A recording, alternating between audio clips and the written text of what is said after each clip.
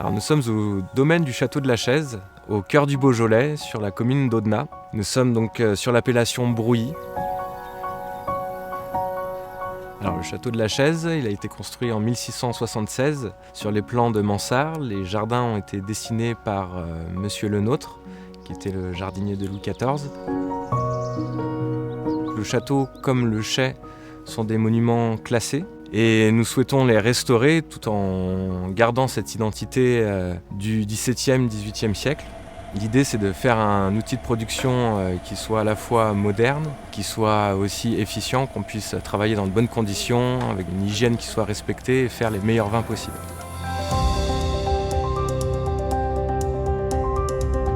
Alors, on a mis un point d'honneur sur la traçabilité de nos vins, à savoir depuis la parcelle. Donc on a des petites stations météo qui nous permettent de faire des relevés de pluie, des relevés de vent, de température aussi. Et ensuite, on essaie d'avoir une traçabilité du raisin qui est produit depuis ces parcelles jusqu'au chai.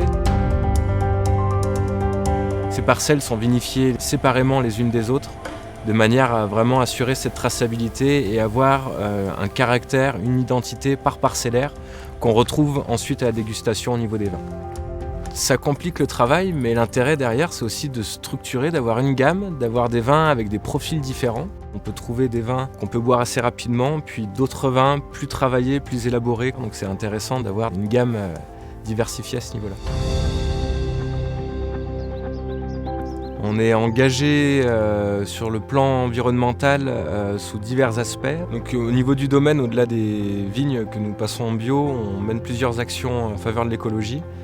On plante des haies au milieu des vignes pour favoriser la biodiversité. On essaie aussi d'être autonome en énergie. Alors on a un projet de création de parcs photovoltaïques pour produire notre propre électricité. Donc avoir du matériel qui fonctionne à l'électricité, que ce soit pour la vigne mais aussi pour les jardins.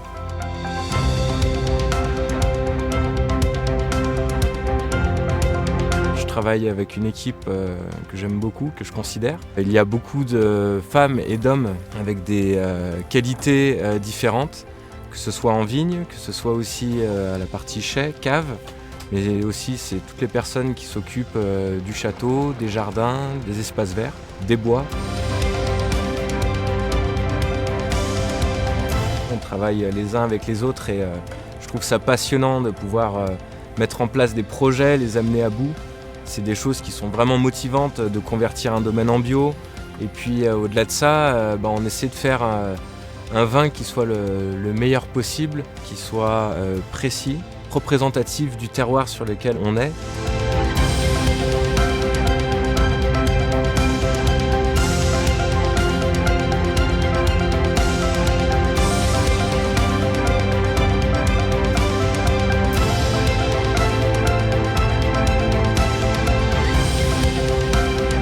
Je suis assez fier de ce qu'on réalise ici. Ouais. C'est notre patrimoine, c'est une inscription forte dans notre culture et c'est aussi un savoir-faire et un héritage qui nous a été transmis et qu'on doit préserver, faire perdurer le plus longtemps possible.